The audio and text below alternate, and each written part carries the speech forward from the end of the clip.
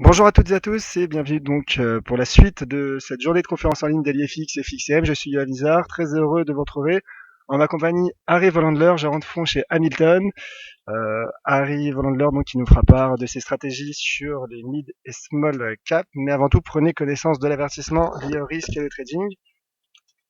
Négocier sur marche sur le marché des devises via des produits CFD comporte un risque élevé et ne peut être recommandé à tout investisseur. FXM, DailyFX, ni aucun intervenant ne pourront être responsables de pertes ou dommages occasionnés à un client sans restriction des pertes ou manques à gagner qui pourraient découler directement ou indirectement de l'utilisation de ces informations. Voilà donc pour l'avertissement lié au risque de trading. Je vous rappelle que vous disposez du chat pour nous faire part de vos questions, que ce soit Harry ou à moi, et nous serons ravis de pouvoir vous y répondre. Je laisse le micro à Monsieur Volandler. Oui, bonjour. Donc, je suis directeur général délégué d'Hamilton Asset Management, qui est une société de gestion indépendante. Nous gérons à peu près un peu plus de 500 millions d'euros. Et moi, je suis notamment passionné de small et mid caps. Et nous avons lancé depuis février 2008 un fonds qui s'appelle Hamilton Small Caps, qui est éligible au PEA et qui investit dans l'univers des small et mid, qu'on retrouve d'ailleurs dans le l'indice CAC Mid et Small. Alors pourquoi investir dans les small caps? Les small caps, comme le montre la slide 22, en fait, est une classe d'actifs qui peut être considérée comme risquée lorsqu'on investit dans une action individuelle, mais lorsqu'on prend la classe d'actifs dans sa globalité, elle surperforme de façon structurelle pratiquement chaque année de façon notable les large caps. Alors vous voyez ici que pendant les années où la bourse est bien orientée, notamment en sortie de crise comme en 2009, mais aussi en 2014 et 2015, une très forte surperformance des small et mid caps. C'est pendant les années de stress, comme en 2008 ou en 2011. En fait, la sous-performance relative des small et mid caps par rapport aux large caps est somme toute vraiment très modérée. Donc sur la durée, ça vous donne en fait une performance bien supérieure lorsque vous investissez dans les small mid caps. Naturellement, lorsque vous faites un excellent stock picking, vous allez pouvoir encore gagner bien davantage. Mais lorsque vous investissez dans les bons fonds, il y a énormément de fonds de qualité sur la place de Paris. Ça vous permet de surperformer dans la durée et sans stress. D'ailleurs, c'est notre façon de voir l'investissement en bourse. Les small et mid caps ont bon père de famille. Alors justement, mais donc vous n'êtes pas du tout exposé au blue chip, aux grandes capitalisations, enfin particulièrement ce secteur en fait. Alors ce secteur en fait permet, comme je viens d'indiquer, de générer en fait de l'alpha, de surperformer les larges small caps. Alors quelles sont les raisons qui expliquent ce phénomène qui est pratiquement se retrouve année après année et fait un peu l'étonnement d'un certain nombre de commentateurs. Alors c'est une vérité de la palisse, mais c'est quand même le cas. Lorsque vous êtes petit, il est bien évident beaucoup plus facile de croître que les grandes capitalisations qui évoluent au gré de l'évolution du PIB mondial qui ralentit année après année. Alors, on peut l'illustrer d'ailleurs par quelques success stories, comme par exemple Ingenico qui a commencé comme une micro-cap, qui est devenue une small cap, et qui est aujourd'hui une très grande mid-cap. Il y a même des sociétés qui se sont retrouvées à un moment dans qui se retrouvent à nouveau d'ailleurs dans le CAC 40 comme Sodexo, qui ont commencé comme une small et ensuite comme une mid cap. Dans le cycle actuel, on a vu l'année dernière énormément d'opérations et ça devrait se poursuivre cette année. Nous sommes dans une phase du cycle boursier, du cycle macroéconomique, où les opérations de fusion et acquisition devraient se multiplier. On a vu l'année dernière des opérations, notamment sur Faiblay, sur Norbert d'Entresangles, sur GFI Informatique, donc dans des secteurs extrêmement diversifiés. Et les sociétés qui cherchent désespérément de la croissance retrouvent de la croissance en faisant des OPA sur les small et mid caps. Par ailleurs, les small et mid caps sont généralement mieux gérés que les grandes capitalisations boursières, parce que souvent détenues soit par des familles ou par le management. Donc il y a un alignement des intérêts entre le management, entre les familles qui possèdent l'essentiel du capital et les investisseurs, hein. Et donc, c'est une gestion qui n'est pas très court-termiste, mais qui essaie de créer de la valeur sur la durée. Ces small et mid caps disposent également d'une flexibilité plus importante pour s'adapter au contexte économique.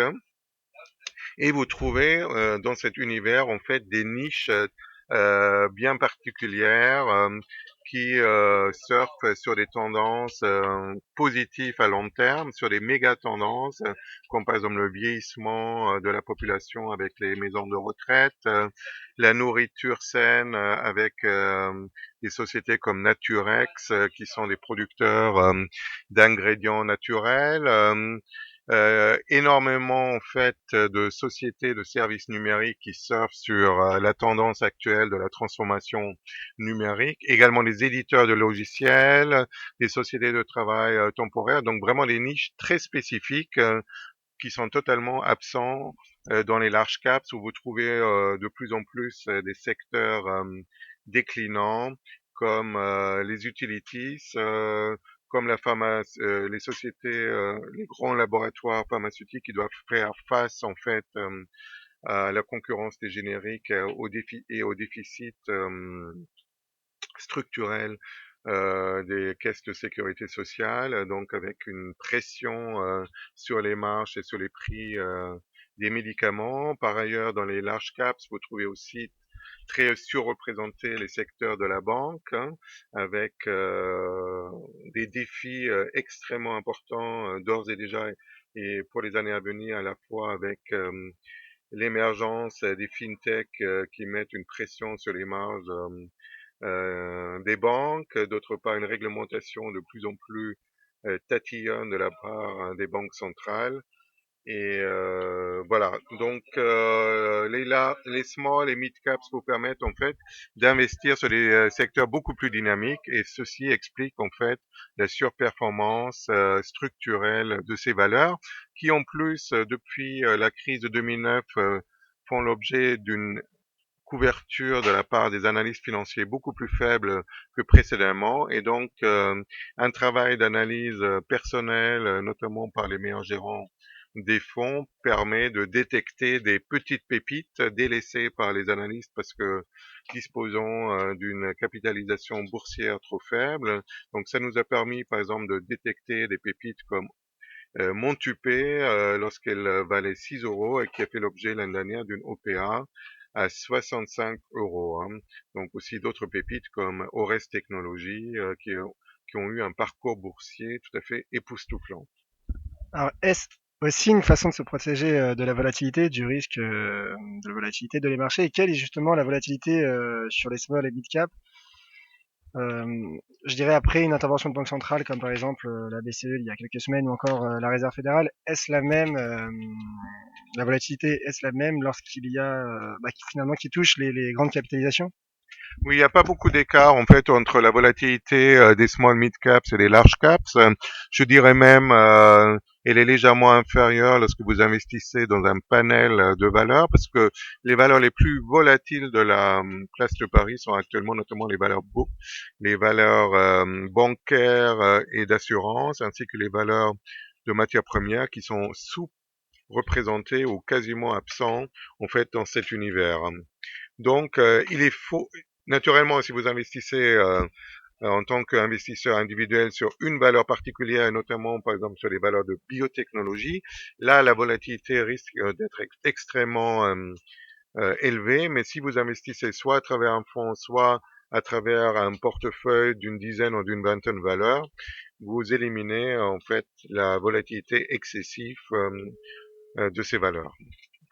Parfait. Alors, ce que je vous propose, c'est justement de continuer la présentation sur les stratégies des small et mid cap. Alors, il y a quelques questions sur le chat. Peut-être qu'on va y répondre. Ma question de la part de Rachida. Quels sont les secteurs à privilégier selon vous en 2016? Alors c'est une question tout à fait pertinente et ça nous permet en introduction en fait d'expliquer un peu notre façon d'investir. Donc nous on estime qu'au jour le jour naturellement la bourse c'est un peu le casino, mais disons sur une échéance de 6 mois, les évolutions en tout cas tendancielles, pas en absolu, répondent à une certaine logique. Alors on essaie de comprendre tout d'abord où est-ce qu'on est dans le cycle macroéconomique et quels sont donc les secteurs, les thématiques à privilégier.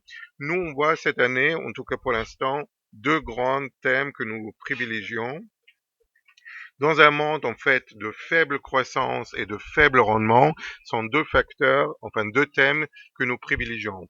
Donc les valeurs de croissance raisonnablement valorisées et les valeurs de rendement où le dividende nous paraît tout à fait pérenne. Alors, quels sont les secteurs qui répondent en fait à cette recherche? Alors, pour les valeurs de croissance, nous apprécions particulièrement les sociétés de services numériques et les éditeurs de logiciels, hein, parce qu'ils disposent d'une croissance structurelle minimum de 5 à 6%. On a vu récemment d'ailleurs des très belles publications de la part de sociétés comme Devoteam, comme SQLI la semaine dernière, ou comme OB. Donc des sociétés qui ont des croissances organiques supérieures à 5 ou 6% et qui délivrent des marges et des générations de cash flow tout à fait appréciables. L'autre secteur que nous apprécions particulièrement actuellement dans un environnement de taux durablement faible, compte tenu des dividendes qui sont versés, et étant donné qu'on est en bas de cycle, c'est le secteur de la construction au sens large, que ce soit des promoteurs comme Nexity, hein, qui a d'ailleurs relevé son objectif de versement de dividendes à 2,20 € contre une attente du marché de 2 euros, que ce soit les sociétés de construction comme Eiffage, que ce soit des foncières hein, comme ICAD, Foncière des Régions, ou Altaria pour parler des foncières un peu plus petites. Voilà des secteurs qui nous paraissent extrêmement intéressants dans cette année 2016 qui s'annonce un peu compliquée en bourse. Alors justement, vous parliez il y a quelques minutes du secteur du marché des matières premières. Alors il y a une question de la part de Sacha justement qui demande comment voyez-vous les valeurs pétrolières en 2016 et bon j'en profite également pour vous demander puisqu'on sait qu'il y a une corrélation votre avis également sur le cours du pétrole. Alors le cours du pétrole a eu en début d'année en fait connu un effondrement tout à fait imprévu. Je pense que ça a été exacerbé par des positions spéculatives hein, et donc les 25 dollars ne correspondaient pas du tout en fait à une réalité selon nous soutenable d'un point de vue économique. Par contre là on vient de connaître en fait un rallye assez spectaculaire jusqu'à 40-42 dollars. Je pense que ça va être une résistance difficile à franchir et nous on estime qu'à ce niveau-là, il vaut mieux rester pour l'instant un peu prudent, quitte à attendre un franchissement de ces résistances extrêmement importantes. Par contre, nous avons récemment, en fait, suite à la très forte baisse en début de l'année, commencé à acheter des valeurs pétrolières, notamment dans le domaine des small et mid caps, une valeur pétrolière comme Morel et Prom qui dispose, suite à sa fusion avec MP, d'une situation financière tout à fait correcte. Hein. Et donc, si jamais il y a un fort repli du pétrole qui, à mon avis, ne va pas rester soutenable, il sera intéressant de revenir sur ce type de valeur. Pour l'instant, on reste assez on reste à l'écart de valeurs trop dangereuses comme Valorec, notamment dans l'attente des modalités du lancement de sa prochaine augmentation de capital. Vous parliez de résistance. On sait que généralement les gérants de fonds en tout cas utilisent énormément l'analyse fondamentale. Quelle place a l'analyse technique dans votre analyse justement? Alors nous, on a une approche donc qui commence d'abord avec une approche top-down, donc pour, comme je l'ai indiqué, pour comprendre où est-ce qu'on est dans le cycle macroéconomique, pour déterminer les secteurs à privilégier et surtout les secteurs à éviter.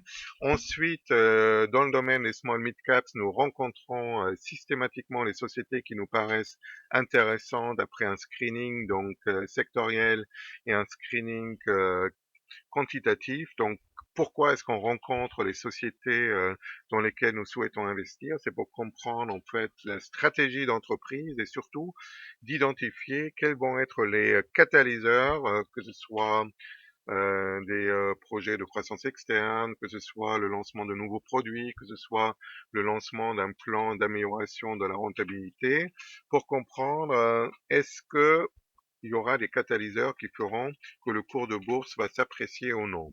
Ensuite, on va procéder à une valorisation intrinsèque de la société pour comprendre est-ce qu'il va y avoir suffisamment d'upside par rapport à notre cours cible. Et puis en dernier lieu, c'est quelque chose qui nous distingue de pas mal de gérants fondamentaux.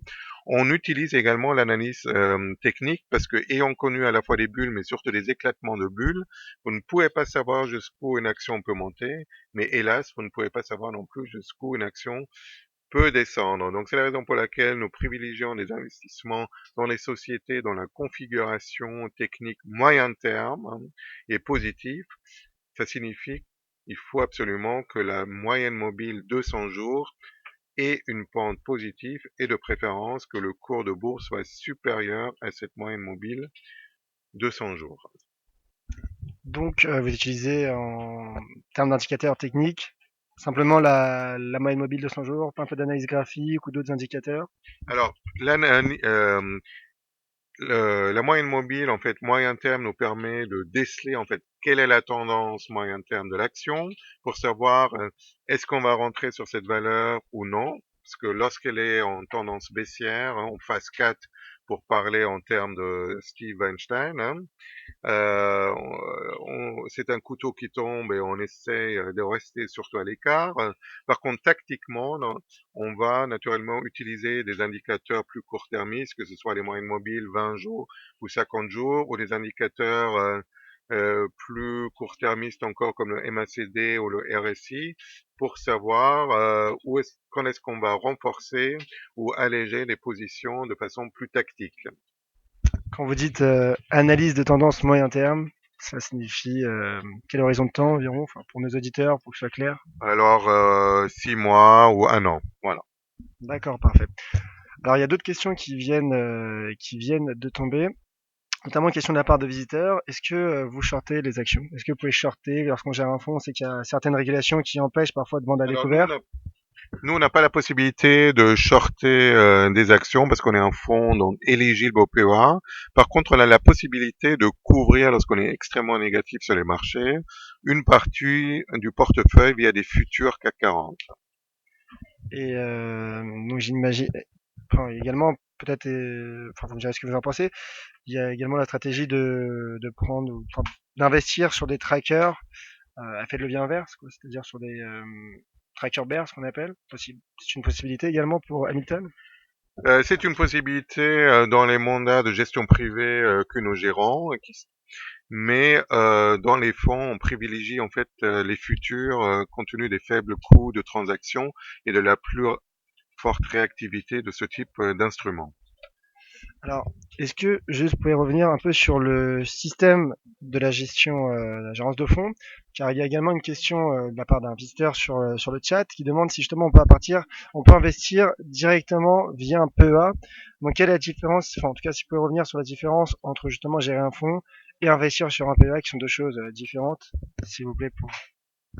Alors, lorsque vous ouvrez un PEA, donc un plan d'épargne d'action, vous devez investir dans des actions dont le siège social se trouve en Europe. Là, vous avez en fait deux possibilités. Soit vous investissez dans les titres vifs, donc vous achetez par exemple du Air Liquide, du Téléperformance, du Orpea, etc. Donc des large caps ou des small caps, que ce soit d'ailleurs des sociétés françaises ou des sociétés étrangères, dont le siège social se trouve dans les pays de la communauté européenne, ou alors vous avez des fonds qui sont également éligibles au PEA et qui doivent donc respecter un investissement à hauteur de 75% dans les sociétés éligibles au PEA. Et donc ce sont deux philosophies différentes. Pour quelqu'un qui est passionné de bourse et qui a le temps et surtout euh, la connaissance pour investir directement dans les actions, pourquoi pas, mais pour la plupart des personnes, donc des gens qui travaillent, qui n'ont pas suffisamment le temps de se mettre au courant de la vie des entreprises et de l'évolution macroéconomique, nous privilégions l'investissement à travers des fonds, sachant que sur la place de Paris, vous trouvez d'excellents fonds, non seulement le nôtre, naturellement, qu'on a lancé en février 2008 et qui, malgré 2008 et 2011, a doublé au niveau de sa valeur liquidative, hein. Donc, quelqu'un qui aurait investi 100 euros en février 2008 et malgré la crise de 2008 se trouve aujourd'hui à peu près à 220 euros. Mais vous pouvez investir naturellement dans énormément de fonds de qualité qui se trouvent sur la place de Paris que vous pouvez sélectionner, notamment à travers les étoiles Morningstar. On rappelle, juste pour nos auditeurs, en tout cas qu'ils ne le sauraient pas, la valeur liquidative d'un fonds et le cours du fonds. Tout à fait. Alors d'autres questions justement, avec une question de la part de Tony, qui demande un peu votre exposition, notamment via un secteur géographique qui est celui de la zone euro en fait, qui est justement sur quel on a parlé de l'analyse sectorielle, mais également au niveau de la géographie justement, où en est Hamilton. Alors ça, c'est plutôt pour des fonds donc européens que nous gérons également ou pour les mandats de gestion privée. Alors aujourd'hui, compte tenu des risques d'un Brexit, hein, et d'autant plus que nous approchons en fait le référendum qui se tiendra en Grande-Bretagne au mois de juin pour déterminer si la Grande-Bretagne restera ou non dans la communauté européenne. Nous restons pour l'instant à l'écart de l'Angleterre, d'autant plus que la livre sterling est relativement mal orientée. Alors aujourd'hui, donc l'autre question naturellement, est-ce qu'il faut investir plutôt en zone euro ou aux États-Unis?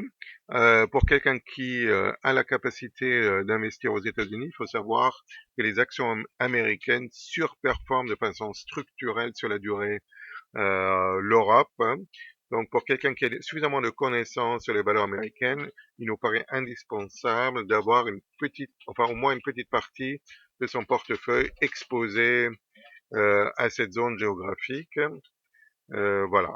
Donc, aujourd'hui, nous sommes dans cette année qui est un peu compliquée, à la fois exposés sur la zone euro, hormis l'Angleterre et l'Espagne, où là aussi il y a une faible visibilité sur la situation politique, et nous privilégions plutôt la France ou l'Allemagne. Alors justement, je rebondis sur un terme que vous employez, le Brexit. Quelle est votre anticipation? Alors nous suivons donc l'évolution de ce qui se passe chez les bookmakers, hein, qui suivent ça de très près. Alors suite au tragique attentat à Bruxelles, la probabilité d'une sortie de la Grande-Bretagne de la communauté européenne a augmenté, ce qui a eu un effet naturellement très négatif sur la livre, notamment sur la parité livre-dollar la semaine dernière. Et donc c'est quelque chose que nous surveillons de très près. D'accord. Et donc justement, merci pour ces précisions sur le Brexit. Alors juste, il y a d'autres questions également sur la macroéconomie toujours. Question de la part de Karim. Comment anticipez-vous la politique monétaire de la Réserve fédérale? Alors vous avez vu que très récemment, la Fed a quelque peu modifié son discours, hein. Donc la Fed qui anticipait encore jusqu'à très récemment 4 augmentations des taux d'intérêt d'ici la fin de l'année, a réduit en fait ce nombre à 2. Et voilà, donc la Fed reste plutôt accommodante, notamment compte tenu des risques qui existent d'un point de vue macroéconomique au niveau mondial et des répercussions que pourraient avoir des augmentations de taux trop fréquents de la part de Fed sur la parité du dollar par rapport notamment aux monnaies émergentes. Donc, du coup, comment voyez-vous le dollar à moyen, long terme, enfin 2016, 2017? Alors ça, c'est une question extrêmement difficile. Vous savez, au début de l'année, la plupart des grands stratèges, je citerai notamment Goldman Sachs, qui prévoyait à très court terme le retour de la parité entre le dollar et l'euro. Et vous avez vu ce que ces prévisions de ces stratèges prestigieux en données. Donc moi, pour ma part, je suis extrêmement modeste en la matière. Je crois qu'il est extrêmement difficile de comprendre et de prévoir ces